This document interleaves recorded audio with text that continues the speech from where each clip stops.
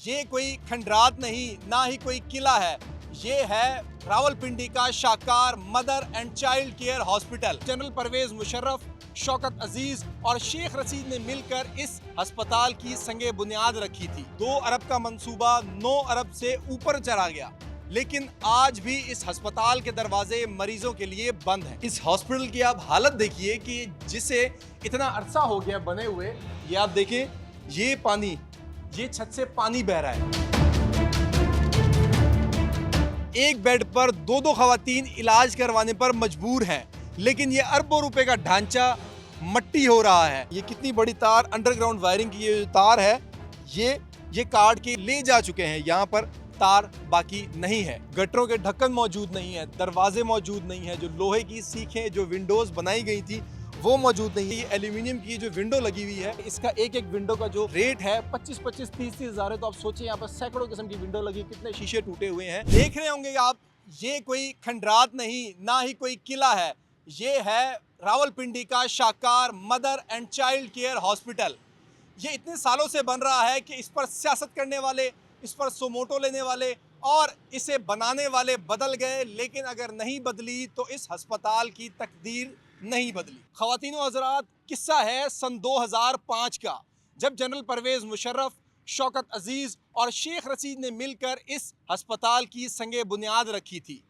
उस वक्त इसका ये मकसद था कि जहाँ की माओं और बच्चों को बेहतरीन सहूलियात फराम की जाएँ और उसी के साथ साथ जो दीगर अस्पताल हैं उनसे बोझ कम किया जा सके। ठहरिए जनाब, पाकिस्तान में मंसूबे शुरू तो खुशियों से होते हैं, लेकिन मुकम्मल होते होते अगली नस्ल जवान हो जाती है। 2 अरब का मंसूबा 9 अरब से ऊपर चला गया, लेकिन आज भी इस अस्पताल के दरवाजे मरीजों के लिए बंद हैं। 2018 में साकिब निसार को रहम आया तो सोमोटो लेकर मौके पर पहुंच गए। इमरान खान के दौरे हुकूमत में शेख रशीद ने दिन रात काम करके 70% काम मुकम्मल किया।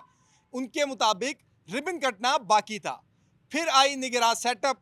मोहसिन नकवी साहब ने भी बहुत से दौरे किए, बहुत से अहकाम जारी किए गए और वो हुकूमत भी गई।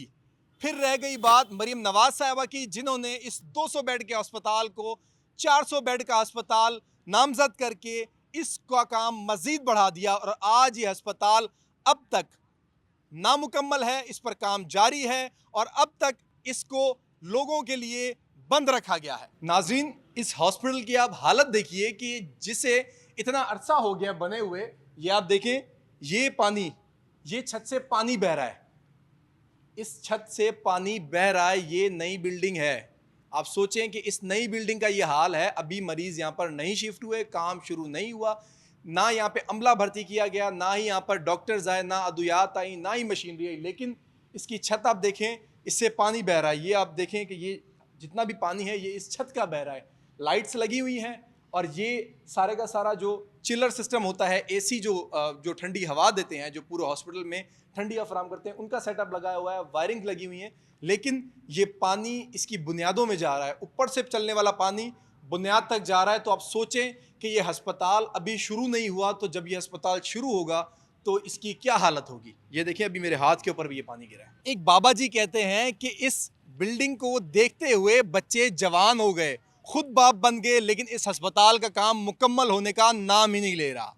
ये अजीमुशान बिल्डिंग जो हमारे पीछे नज़र आ रही है, इसका 70% काम होने का ढंढोरा पिछले 6 सालों से पीटा जा रहा है, लेकिन वो 30% काम कैसे मुकम्मल होना है? क्या वाकई मरीज से ईंटें लाकर इसका काम मुकम्मल किया जाएगा? लोग यहाँ पर बयान देते हुए घबराते हैं। यहाँ पर जो मजदूर तबका काम कर रहा है, अगर उनसे पूछा जाए कि ये वाकई ये काम दिसंबर में मुकम्मल हो जाएगा या इस अस्पताल का काम वाकई ऑथेंटिक और अच्छा हो रहा है, तो हमें देखकर हंसते हैं। उनसे पूछा गया कि भाई, अगर यही अस्पताल या ऐसे इसी तरीके का काम अगर आपके घर में होता तो क्या आप उसमें रहते? तो आगे से हंस देते हैं। तो आप सोचिए कि ये बिल्डिंग, यहाँ की सिर्फ सफाई में महीनों लग सकते हैं, तो काम मुकम्मल होने में वाकई सालों लगेंगे। लेकिन समझ नहीं आता कि अगले कितने साल तक इस बिल्डिंग का काम इसी तरीके से जारी रहेगा और कितने साल तक वो माएँ, वो बच्चे इस अस्पताल की आस में बैठे रहेंगे। वैसे तो इसके जो इंतज़ार में जो बच्चे माओं ने जिन्होंने इनका ख्वाब देखा था, कुछ जवान हो गए, कुछ बूढ़े हो गए और कुछ इस दुनिया से चले गए। 3 बड़े अस्पताल, हॉली फैमिली, बेनज़ीर भुट्टो और डीएचक्यू मरीजों से खचाखच भरे पड़े हैं। एक बेड पर दो दो खवातीन इलाज करवाने पर मजबूर हैं, लेकिन ये अरबों रुपए का ढांचा मट्टी हो रहा है, लेकिन इसे कोई पूछने वाला नहीं। इधर देखिए, ये गटर बड़े बड़े बनाए गए हैं, किसी के ढक्कन अंदर गिरे हुए हैं, घास उगी हुई है।